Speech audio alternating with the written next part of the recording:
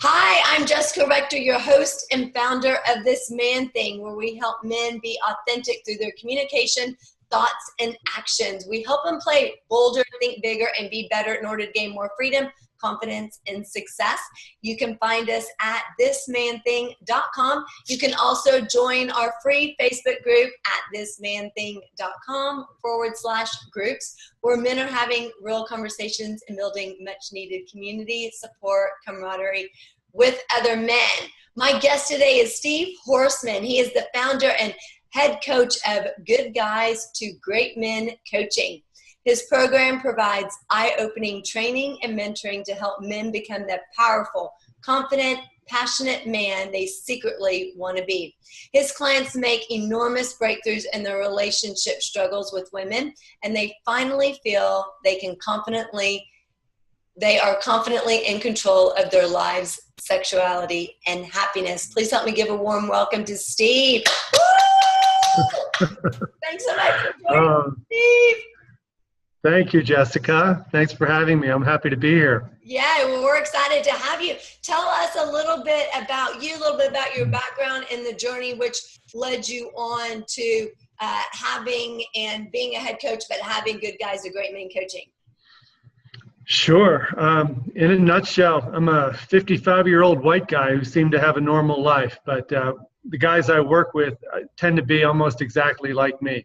They're between 35 and 60, and they've been setting the world on fire in their work. They've had a pretty successful life. They're pretty good at what they do. They're confident outside the home, but in their relationship, in their long-term committed relationship, they're hitting the wall.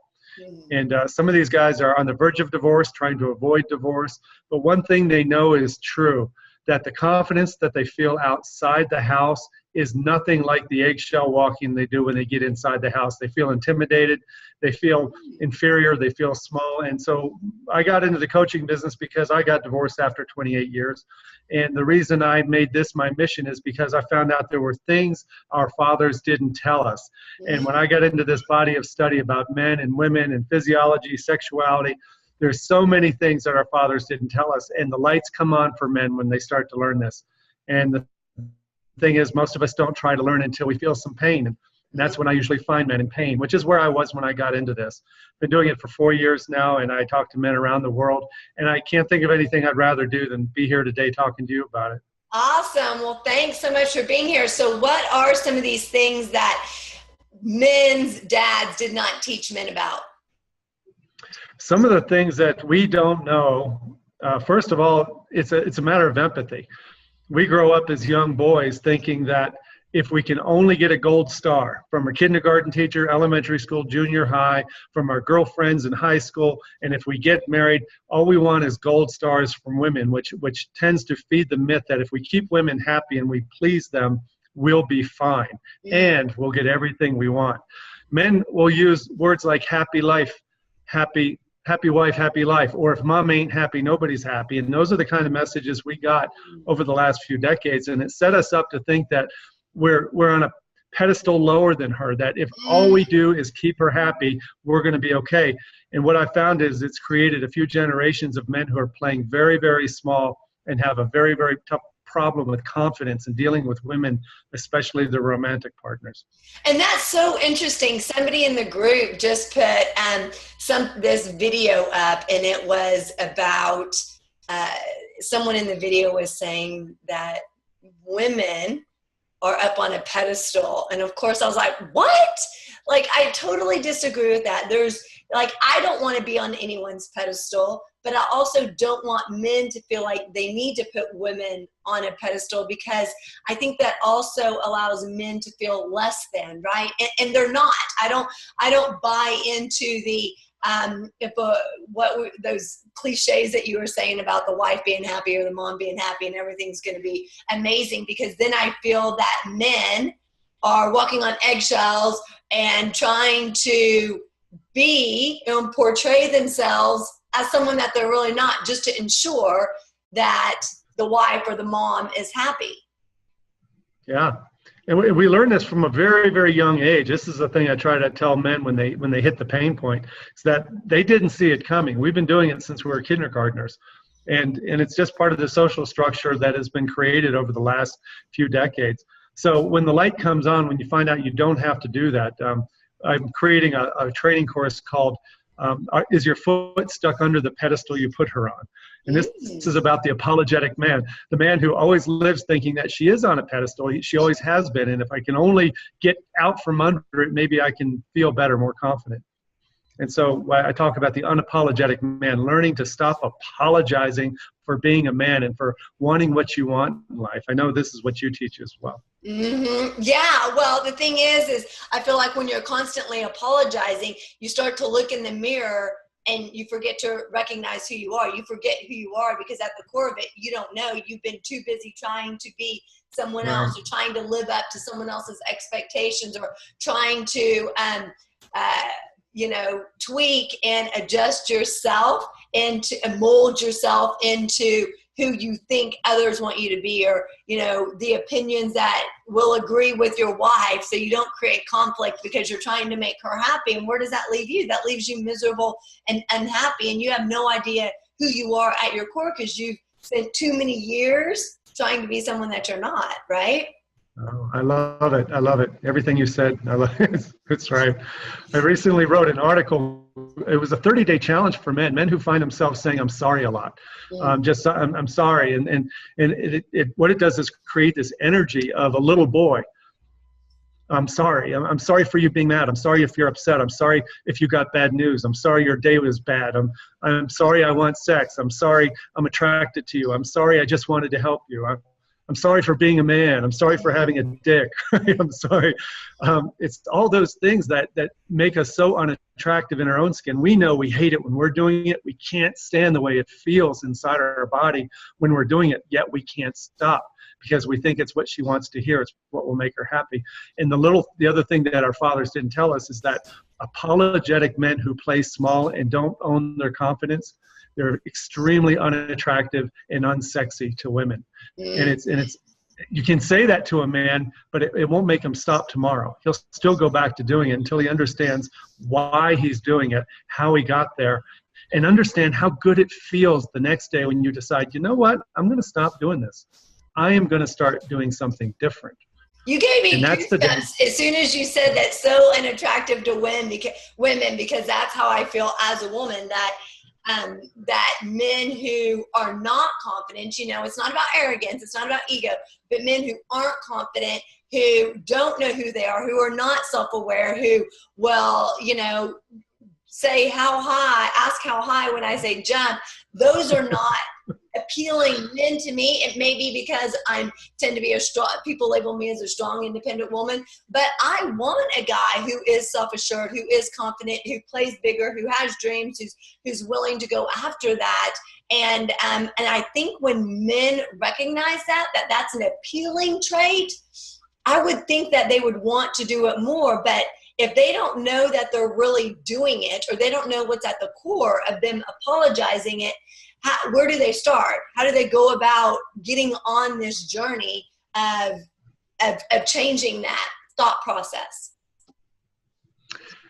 Two things. I get them to admit that when they are in their mojo, especially at work, I take them back to work, something that they're really confident in.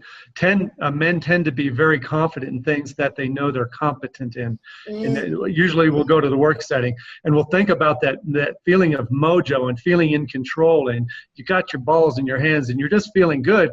You think of those moments, it's because you realize that you know something and that you're good at something. Then you come home and the door shuts behind you, and all of a sudden you lose all that confidence because you're not good at this. So the realization, the switch flips when you find out this is a skill. The reason you don't have this skill is this socialized, insidious thing that happened to most of us men born in the 60s and 70s, where we went through a system of seeking gold stars, seeking validation, affection, approval, and sexual satisfaction at the only people who control it in the whole world. Women, right? Women, those bitches, they're the ones who control everything. And all they can say no, and they can reject me. And if I could only make them happy and win the gold star, my life will be good. So once a man starts to hear this story and he does some of the research with me and finds out why he's here, I want him to sit back, put his hands behind his head and laugh and go, wow, this is bullshit, right? I want him to laugh and go, I could change this, couldn't I? And that's the realization that when a man knows he can change his circumstance by changing his perspective, everything changes for him. And then capability and competence starts to come in. And then we enter the process of change. And that's when shit hits the fan with his woman. When she starts to see he's becoming aware of his own value and he's not apologizing and he no longer puts her on the pedestal, she's simultaneously attracted to it and threatened at the same time because she doesn't know what to do with this guy, right? So two things came up for me. How and why do men go from very, very confident at work to being almost a scared little boy at home? Like, meaning not confident, not sure. Like, what is that switch that happens? Because in my mind, I'm thinking they're confident at work, they're confident at home, like they're walking around in confidence all the time. So what happens? You say they walk through the door and basically they become someone totally different. How and why does that happen? Their belief system changes when they walk in the door and it closes behind them. Their entire belief system about who's in control, who has the power, and their feeling of competence and worthiness changes the second they walk in the door. They can control all of those things at work, their own sense of power and control and authority and competence and contribution. They know their value at work. They question their value at home because they're looking at her as the source of verification that he is a man of value. He's a confident, competent, sexual man of worthiness. A lot of men have one gauge at home that tells them whether or not they're good enough or not. And that one gauge on their dashboard has her face on it. And there's only one needle, and it goes between she loves me and she loves me not. And if he walks in the door and he's feeling that she doesn't love me, his whole sense of well-being and confidence drops through the bottom. And then he starts walking on eggshells, avoiding landmines and jumping through hoops just to see if he can get her planets to line to like him again. She can tell he doesn't like himself. Do you think that men feel so confident and competent at work because they maybe have never felt that confident with women, and so they've spent years trying to overcompensate for that, for what they can control, and that just happens to be the work environment? Do you think that? Do you find that to be the case a lot? I think that's brilliant. Yeah, I think that's exactly it, because it's an arena where we have control. And even if we have a woman boss, we still have ability to be good at what we do. And so, when we come into the romantic, committed, long-term relationship, we have a different training level. We've been trained to believe that we don't have the power, and we better simmer down. We better play small. And we're on our heels all the time in that situation. So man needs to know how to go from heel to toe in the romantic realm, just like he does at work. I love that, Jessica. That was perfect analogy. Oh, I'm a genius. I'll tell you, Steve. That was just genius. Obviously. That was kidding. But so here's the thing that's resonating with me when you're saying that I'm really picking up on, and you're not saying this, but this is what I'm picking up on, is that it really comes down to a man's self-worth, right? Because if he knew wholeheartedly that he was worth being treated with respect, that he had value to this world, that he mattered, that his opinion mattered, that, that this world needed him, that this relationship needed him, he would have absolutely no problem standing up for himself in a relationship. He would have no problem standing in his power in a relationship, speaking his voice. And so what I'm hearing you say, again, you're not saying it, what I'm hearing is that that men don't have high self-worth when it comes to relationships. Is that accurate? Would you agree with that? Yeah, I would change one thing, is that the way we measure our self-worth in relationships, I'm talking about committed long-term romantic relationships, the way we measure it, the way we assess our worthiness is through the eyes of other people, especially her. We tend not to do that outside the relationship. We tend to have enough mojo and confidence to know that we're doing okay outside, but we grant her the power of approval, affirmation, and validation. And we've been trained to do that, that if she's not happy with us, we must not yet be good enough. And so what you said is spot on, balls on accurate. And that until we understand that we are a man of value, until we go through the process, the work required to understand that we are worthy with or without her approval, and that the value we bring to the relationship, socially, financially, sexually, emotionally, that our value stands on its own without her liking us. We're always going to be measuring our value by her impression of us, which is a losing proposition. I was going to say, but you'll never measure up. You're going to be disappointed every single time because there's always going to be something wrong. There's always going to be something that you can do better, or you should have known, or you didn't do, so that's a no-win scenario. And so you're going to go through the whole relationship life, so to speak, miserable, because there's nothing you can do that's going to make you perfect, quote unquote, in her eyes. There's always going to be some way that you could have, should have, would have done better, or tweak things or adjusted something. So that's a losing battle. And I guess what it's hard for me to wrap my brain around is, when I'm thinking of it, is that I guess it's because I never thought of men being in relationships in that way, like, meaning that I thought that they kind of had the power in relationships, or it was equal power in relationships. And so it's fascinating to me that all along I've held the power, and I've never known I've held the power. But then again, I've never necessarily wanted to hold the power, right? I've wanted it to be equal partnership, so to speak, and not I have the power and everything I says goes. But so how is that the situation? Because I believe that if you're in a situation like that, that has got to take a toll on how you see yourself. It has to take a toll on how you show up, not just in the relationship, but in your work and in your life and in the world. So how does a man keep that? Because if they're going into work confident, how does he kind of keep that insecurity just in relationships? How does it not translate over into other aspects of his life? Oh, I think it typically does. The reason I focus on the relationship part, because when a man does the relationship work, he finds out he's been holding back at work as well. Mm-hmm. He's also been playing the nice guy at work. Mm-hmm. He still is trying to be like, he doesn't ask for promotions. He doesn't push as hard as he can. He's a little bit more apologetic at work. Mm-hmm. He doesn't feel as tweaked or as triggered because he's not feeling emotionally rejected. He's not feeling sexually rejected, which are huge triggers, right? Yeah. But they tend, when they find out, when they do this work and they become confident in their skin with their woman, they go back to work and they become a better leader. They become a stronger father. They become more active in speaking out. They take charge of things in ways that they didn't before, because they know they don't have to be an asshole to be a leader. Just like with the woman, you don't have to be an asshole to lead her toward positivity and sexuality and connection. The myth is that only the bad boys are liked by women. Only the bad boys get the girls, because girls will always give in to the asshole. Well, what girls really want is the guy you described, who's full of self-affirmation and confidence, and he stands up for himself, but he knows how to be compassionate, loving, sexy, and empathetic. So you blend those two together and you're unstoppable.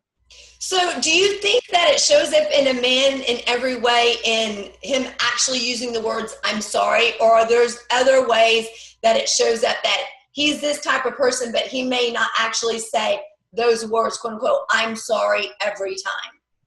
Yeah, and this is the hardest thing for women to understand. I had a long phone call with a couple the other day out of this country, and I was trying to get her to understand that when anger shows up in a man, when his insecurity and his frustration and feeling of rejection manifests, it comes out as anger. It comes out as big shoulders, red face, throwing things, kicking things, yelling, slamming doors. And women are terrified of that shit, right? Because we can hurt women. Our upper body strength is legendary. So when anger shows up, a woman can almost always know that his 13-year-old little boy inside him is kicking his ass. And all he wants is to feel good enough at that moment. But it's too scary for her. Most women are not evolved enough or present enough to feel safe enough to lean right into the 13-year-old boy, grab him by the belt, pull him in, kiss him on the chin, and say, I see you. I understand. You're okay. Wow, that's powerful. Yeah, to let a man know that you see the little boy and that the anger you don't take as a personal threat. Because this guy that I was talking to, he would never touch his kids or his wife. She didn't know that. In her body told her that he could hurt me. God, that is powerful. I mean, you totally just gave me a visual of a woman in that moment doing that. And here's what also happens. It interrupts the guy's pattern, right? Because Very good. when you're angry, a lot of people who are angry want people to engage, right? They want that battle. They want the fight. And when you pull him in, kiss him on the cheek or the chin or wherever, and say, hey, I see you, that interrupts that pattern and it diffuses the situation, right? And that and takes him back a step and say, oh, okay. And the first time you do it, he probably won't even know what to do with that. But I would guarantee it would stop the anger right there in its tracks. You're right. But it's scary, isn't it? It's scary to do for a woman. But if she does it right, probably make him cry right there. Probably make the little boy just cry, which shows vulnerability. He doesn't want her to see that, but he wants to be seen. He wants to know her to know that he's angry, because not that he's aggressively threatening her. It's because he feels insecure. He feels unseen. He feels insignificant. And he wants to be heard, right? Everybody tells me, Jessica, what you do is the impossible. You work with men. Like, you get them to talk. You get them to be vulnerable. And I say, hey, it's not that hard. Guess what? Men want to be heard. All they need to know is that it's a safe place and that you're actually listening. And that's the key, that you're actually listening and that you care, that they're going to be met with compassion and empathy. But what usually happens, and men know because, it's a pattern, that they try and open up and they're shot down, right? They're rejected. It ends up in a fight. A woman brings up something from 6 months ago and they're like, wait, what is that? I thought we dealt with that. It ends up becoming something that it wasn't even about. And so men go, okay, I'm going to put that wall right back up that I've had up for 20 or 30 years. I'll go ahead and put that back up and I will not open up again. Duly noted, I learned my lesson. I don't get a compassionate, empathetic response. So I'm going to go ahead and not do that again. And then they close back up. But if they know they're going to be met with compassion and empathy, if they know that you're there to really hear them and to love them and accept them and understand them, even if you don't agree with them, they're going to learn that they can do it again and again and again because it's a safe place. But women, I believe, are not taught how to create that safe place. I believe. You just hit the nail on the head. You know what every man hearing this right now, hearing this podcast is thinking as they hear you say that? They're shaking their head going, yeah. But Jessica, you don't know my wife. The thing is, there are not a lot of Jessica Rectors out there that men are married to. There's just not that many. Well, and here's the she's kicker. Single, so I'm fully aware. Good. Public service announcement, guys.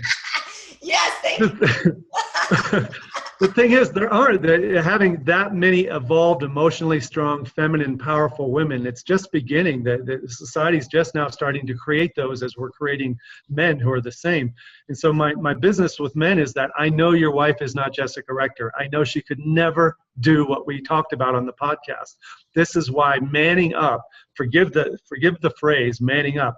This is why being a man in what I teach means grabbing your own balls, understanding her background, her history, understanding her fear, understanding that when you slam the door when you come home, you have just set the tone for the environment for the rest of the evening. You're the weatherman in your house. You have the ability and the power to create good feelings or bad feelings, and it starts with you. But I'm not talking about. I have to also say, it's just as much as a man's responsibility as it is a woman's responsibility. If there are not enough Jessica Rectors out there, meaning if women are not compassionate and empathetic, they need to teach themselves how to be. That is not an excuse. Like, it is time for women to be enlightened and to treat men the way that they want to be treated. Because guess what? There are plenty of women out there who have no problem with saying, I want compassion and empathy when I talk to my husband. I don't want him shutting me down. I don't want him telling me no. I want him to listen. I want him to understand that. But yet, when the roles are reversed, they don't do the same thing for the man. They expect the man to be big and strong and to not cry and, to be tough. And yet, guess what? Men have feelings too. I know, whoa, light bulb moment. Men have feelings too. And they want to talk about them. They do. Yeah. And for women to not meet them with compassion and empathy, that's on the woman. That's not on the man. Right. That's on the woman.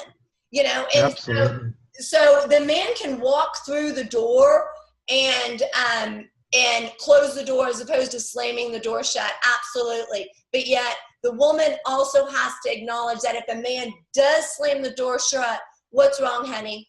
I want to talk about this. Like, what's going on? How can I help you? Don't always expect him to go, oh, so this is what happened on my day today, because they're not going to do that, right? And so women need to be there for men, just like women expect men to be there for us. So that's, that is not an excuse. And I think that we have to hold women more accountable. We have to hold them to educating themselves. If they don't know, there's plenty of tools and resources out there. There are plenty of books that they can get their hands on. The thing is that they've gotten away with it for too long. And people just shove it in their own and say, oh, okay, well, my wife doesn't do that. She's not just correct, but she can be. Right. That's the bottom And line. we talk a lot about how do you hold a partner accountable? I mean, without threatening and being intimidating, how do you model the behavior that you expect of yourself and for yourself in such a way that you can inspire your partner to want to change themselves? No man is going to walk into the kitchen tonight and shut the door and all of a sudden say, oh, I listened to this podcast today, honey. You need to step up and get your shit together, right? That she's not going to take that one. Awesome, though, if he did do that. I know. There is a time and place for that. In what I teach, there is a time and place for confrontation and even ultimatums. But in most cases, marriages, you don't have two compassionate, evolved, mature people tonight at 6 p.m., right? That's not going to happen in the kitchen. Somebody's dysfunctional. Somebody's triggered. Somebody's feeling down. And what I say, anthropologically speaking, I believe men have a bit more intestinal fortitude to think about their thoughts, to think about how they want to think about how they want to respond, to think about what kind of man do they want to be with or without this woman in his life. Who am I? What do I stand for? And where the fuck am I going? Excuse the F word. You can edit that. When he knows that, when he's confident, when he walks in, it doesn't matter if she's having a shitty day. It doesn't matter if she's a bitch. It doesn't matter if she's not holding herself accountable, because he knows he's a happy, joyous, loving, valuable, sexual man. Yes. And she doesn't define his worthiness. And from that point, he can respond to her in a strong, loving, compassionate way, and also bold and confrontational if he needs to, if she starts becoming horribly toxic or dysfunctional. Believe me, I know what goes on behind closed doors. But by a man saying, I shouldn't have to try so hard, she should be more accountable, he's abdicating his responsibility to not give a shit. His responsibility is to not give a shit about what anybody does around him, because their behavior does not impose on him behavior. He can be who he wants to be. And when you live that life, I promise you, when a man has that switch go on, confidence comes back, confidence comes back, confidence. He feels like he's king of the world, and all he wants is his queen to join him, that queen that you described, that accountable, loving, compassionate queen. She can be inspired when she sees him come out without negotiation, that he isn't waiting for her to make the first move, and he's willing to do it because he doesn't give a shit anymore. That's what I teach. Yeah, but women also have to want that for themselves. I mean, it's about the relationship. At first, it's about herself or it's about himself. They have to work on themselves and figure out who they are, to become self-aware, to gain the confidence that, you know what, if I have this amazing person in my life, awesome. But if I don't, it doesn't define me. There was a video that I was watching that says a man is not a man without a woman. And of course, I was like adamantly against it. I was like, what? Like if somebody told me that, Jessica, you're not really a woman unless you have a man, that would be completely and utterly insulting to me, because I haven't had a man most of my adult life. And so you're saying I'm less of a woman because I don't have a man? And I think the same is true for a man. can a woman, the right woman, make a man a better person? Yes, because iron sharpens iron, right? But the wrong person could also be a huge detriment in your life. And I don't think that having a man or woman in your life makes you a better, quote unquote, man or woman. It can make you a better person. And so I think the man needs to be secure, confident, competent, whether there's a woman there or not. Because then he can go out, and as that, he can go out and find the right woman for him if there's already not one there, if that's what he's longing for. Yeah. Amen, sister. Amen. I love everything you said. The thing you got me thinking about is an ebook that I'll talk about later, a free ebook that guys can get. There's this secret, the hard to swallow secret to saving your marriage. And the hard to swallow secret I'll give away here is that if you are more afraid of the idea of not being with this woman, divorce, separation, or whatever, if you are more afraid of that than you are of creating the future, an uncertain future alone, you're going to be in big trouble. So I talk about the fear of divorce, fear of separation, fear of being rejected. If you fear that on a scale of 1 to 10, between 8, 9, or 10, you're kind of screwed. Because even if you know that there's no way I'm going to live another 30 years like this, like if you just had the worst year of your life in your marriage, and you say, on a scale of 1 to 10, there's 0 chance I am going to live another 30 years like this, but your fear of divorce is like an 8, 9, or a 10, you're going to feel like you got your foot on the brake and you're putting your foot on the gas, and you're spinning your wheels, and you feel stuck, frustrated, confused, and you don't know what to do. And so what I help men do is reduce their fear of divorce, because the only way you can save a marriage typically is to start acting bigger, stronger, more confident, more deliberate, more loving, more sexual, more everything, instead of less of everything, which is what we do when we get to 8, 9, or 10 on the fear factor. Wow. That's counterintuitive. Yeah. And so what if a guy is feeling that way, that he's in limbo, he's scared, what is he to do? What can he do? He needs to call you, or he needs to call me, because what he needs to do is get to the bottom of the fear, the gut-wrenching, not in the gut fear of what it means about him if he was to confront the situation. What would it mean about him if he wasn't married to her or live in the same house with his kids anymore? Because those underlying fears, those negative consequences of standing up for yourself is what makes men play small. They need to talk to somebody like you or me and to find out, why do I have this fear? Why do I measure my well-being and my happiness by how much I put up with crap? Yeah. And the thing is that he secretly doesn't know that she secretly disrespects him and doesn't trust him and is unattracted to him because he is acting that way, because he is playing small and he's not standing up.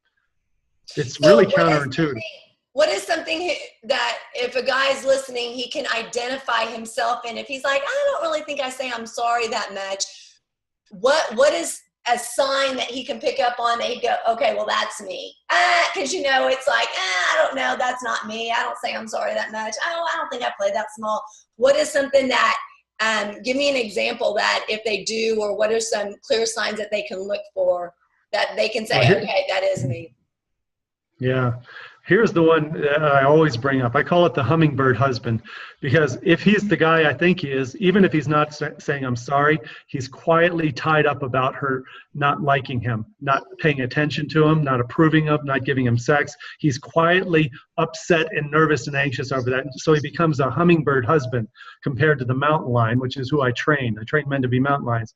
The hummingbird husband, his trademark is asking questions. So that's the answer to your question. If he's saying, what's the matter with you? Where are you going? Why did you say that? When are we going to have sex? Who are you talking to? All these badgering hummingbird interrogation questions that shows your insecurity and your lack of faith in yourself. It drives her out freaking wall. She can't stand it. So I say, if you hear your lips forming a W word, like who, what, where, when, why, if you hear yourself doing that, that's a sign that you're a hummingbird husband, and it's time to stop asking questions. Another challenge is go 7 straight days without asking your wife a question about why did she say something, or why is she so mean, or who is she talking to, or when is she going to kiss you, or all that stuff. Make statements. A mountain lion of a man makes statements. He'll say, you know what? you're a beautiful woman. I love you, right? He might make a statement, you know what? I'm horny tonight and I want to have sex. He doesn't ask why. He just makes a statement. He may not have sex, but he doesn't care if he says it. He makes statements about what he believes, what he knows, what he wants, and he doesn't care. He He's doesn't. bold. He's bold. He's bold. He's bold. Why do you love it though? Why do you love it? Why do women love that? That he's bold. Yeah. Why do women like bold, unapologetic boldness? Why do you love that? I can't speak for all women, but for me, Yeah. I like bold. I like bold because that means a guy is showing up bigger, right? That he's not playing small and that he's not thinking small and that he tells me, first of all, it's communication. I'm big on communication, right? I can't read your mind. I don't pretend to be able to read your mind. So if you don't tell me, I probably am not going to know. So I like people who just say it like it is. I've been told, Jessica, you have equal parts masculine and feminine energy because I'm, very girly, but then I am very direct to get to the point. Tell me like it is, like, I can take it. I'm okay. And that tends to be more a masculine trait, right? Most women don't like that. They don't resonate with that. And I'm like, action, come on, let's get to it. Let's go. And so if he's like, hey, Jessica, this is what I want, or, hey, let's do this, or it tells me how he's feeling. If he's like, hey, I'm horny, I want sex tonight. Okay, awesome, great. Now we're on the same page. Good to know, yeah. Good to know. Good to know. Other than that, I'm gonna think we're on this page, and he's thinking we're on this page, and that just is, a hot mess, and just leads to all kinds of catastrophe because we're not communicating. Whereas if he tells me, hey, I'm not guaranteeing you that we're having sex tonight. However, I'm glad to know that I will do my best. Otherwise, if I don't know, I have no idea what he's thinking, so and I like people who are bold. I like people who are bold. I like people who are courageous. I like people who put it out there. It shows a lot about people's character, and that's kind of me. Yeah. Probably why. So can I ask you a separate related question? Sure. So let's assume the opposite. Let's assume the man in front of you, your romantic partner, has been tentative, wishy-washy, indecisive, uncertain, and just kind of an oozing puddle of mess. He's just a mush pile. How does it make you feel? I won't say all women, but how does it make you feel when you're around that energy too long, when he's there? I wouldn't continue to be around that energy. Like, I just wouldn't. How does it make you feel, though? How does it make you feel? That's what I want to know. I'm totally doing the tactic that my client does. I'm like, that's not what I asked. I asked you how it makes you feel, and here I'm like giving you a different answer.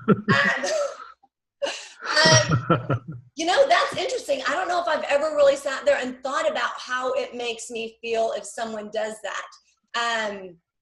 So let me think. I know I lose patience with it. I know I lose patience with it, and that's why I say, like, I wouldn't stay in a relationship like that because I lose patience with it, because it makes me feel that they're not really interested, that they don't really care, that they're that it makes me feel not important and that I don't matter. Like, I'm big on decisions. Make a decision. So if somebody was wishy-washy and indecisive, like, they're not confident. It makes me feel, I don't know how it makes me feel, but to me, they come off as very insecure, and I don't want to be with someone who's insecure. All right. So here's what a lot of wives tell me. They use a lot of this. Your question. Well, no, I ask this question a lot of women. I do a lot of research, and some of the most popular words are the ones you said, that I just don't like it. It doesn't feel right. But there's a word that they use a lot, which men don't understand. They'll say, I feel unsafe. Not like they're going to be hurt, but I feel like a man who's indecisive, wishy-washy, and has no plan or direction or focus makes me feel unsafe. Like I'm uncared for, like I'm not protected. I don't need protection from the world. I want to know that he can handle things. And I don't like the inconsistent feel. So feeling unsafe. And of course, if you feel unsafe, then you have a hard time respecting him. So if you feel a lack of respect, then you feel a lack of attraction, emotional, intellectual, and obviously physical attraction drains too. So we have to teach men that. In what way, Steve? Unsafe in what way? Like from harm, like physical harm, or unsafe in security, like providing, like unsafe how? first on security, right? If he's misdirected, focused, can't keep a job, or has no plan, how do I know he can take care of us and the family?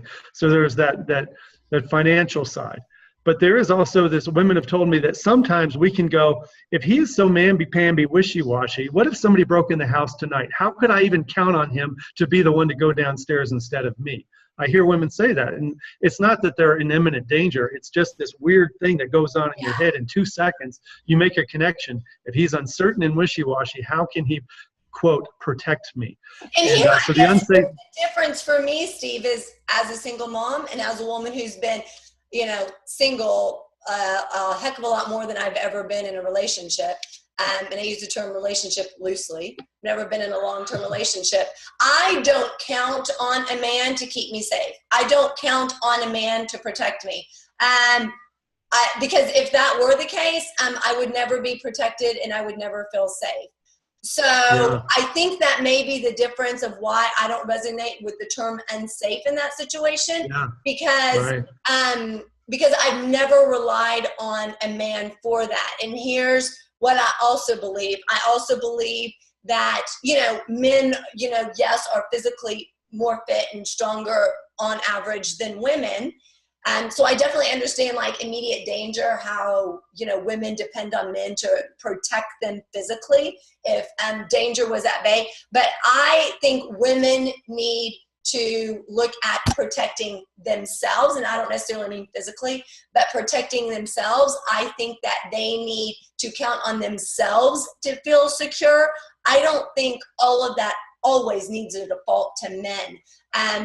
Because again, if that were the case, I would never feel safe. I would never feel protected. I would be walking around like a scared little girl for most of my life. And so I say this because I think men automatically think that it's their place to do that because that's how they've been brought up. But I also think we need to empower women to do that more for themselves. That way, it also takes the pressure and the stress off of men, that if for some reason they ever lost their job, they're not feeling worthless, helpless, hopeless, and that we as women can provide, we as women can protect, we as women can do all of those things, and it doesn't fall always on the man's shoulders, because I think that just puts more pressure and more stress on the man to do, to be, to give, and unnecessarily in a lot of situations. So I would love to empower women to take on some of that themselves, and to feel safe within themselves, and to feel that they can provide for their family. Right. I love it. I love it. I think when you and I first talked, we mentioned Brene Brown, the shame researcher, and she talked about how women have yet to evolve to accept a man's vulnerability. Even she's a powerful, beautiful, feminine, smart woman whose husband came home and vented in the kitchen, and she heard herself going, I don't want to hear about this right now. I can't handle this right now. And she's going, holy crap, I am the patriarchy. I'm the one who's shutting down men's vulnerability. And you and I are on the same page. The most advanced, healthy, mutually loving relationship is where vulnerability is embraced on both sides, where a man can have a bad day. He can say, I'm feeling small today. I'm feeling unworthy today. And she doesn't take it as a threat to her well-being. And we have a long road to hoe here. We're just in the beginning stretches of this. And the reality tonight is a lot of men are going to go home to a woman who isn't you, right? Who isn't Jessica Rector or Brene Brown, who can't hear what's coming out of their head. And what they want to feel is more strength and directedness and focus from him first, so she can feel that. And this is the reality of the guys I work with. They're not in the best relationship. All they have to do is realize that they can't hold somebody else accountable for being perfect until they become the man they want to be. Even if she winds up in 30 years not being the woman next to him, right? You have to decide you're going to be who you want to be for you, because you feel good in that skin, and give that away. Give that away to her, to your kids, to your job. And when you are that from men so often is that women don't want me to be vulnerable. When I've cried in front of a woman, it makes them feel uncomfortable. They say, what are you doing? Stop crying.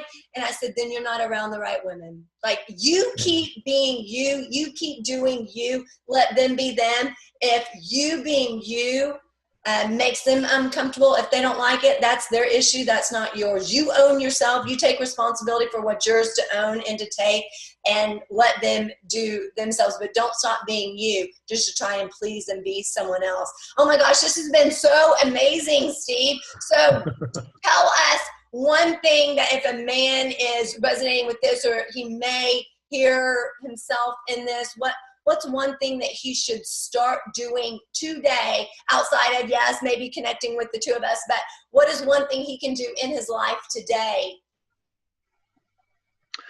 Well, it starts with understanding self-reliance. I don't care if you're going to start researching books or podcasts on what self-reliance means, but self-reliance is the first thing he needs to think about and understand why he has been looking outside of himself for approval and validation and affirmation.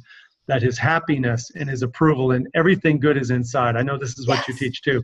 Just saying that though on a podcast isn't as important as him starting to get with other men or with other women who are talking about this. Putting himself in a place where he can vulnerably expose this conversation and start understanding that it's a myth. He has to put the glasses on that lets him see with a big grin on his face, this is bullcrap. This line I've been fed about me needing to make a happy wife to have a happy life or whatever, it's all inside me. So I would recommend that they realize self-reliance is the basis of every healthy relationship. You can't properly love anybody until you love yourself. Yes. Oh my gosh. Yes. Amen. Yes. Totally agree. So how can people find out more about you and where can they connect with you?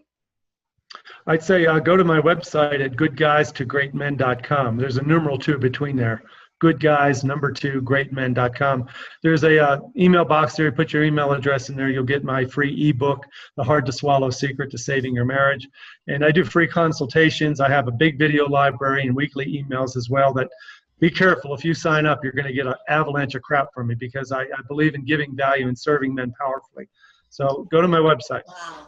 That is powerful. Oh my gosh, Steve, thank you so much. I have thoroughly enjoyed the conversation. I know, like-minded, I could keep talking to you like all day. So I appreciate you being here and serving our men in that way.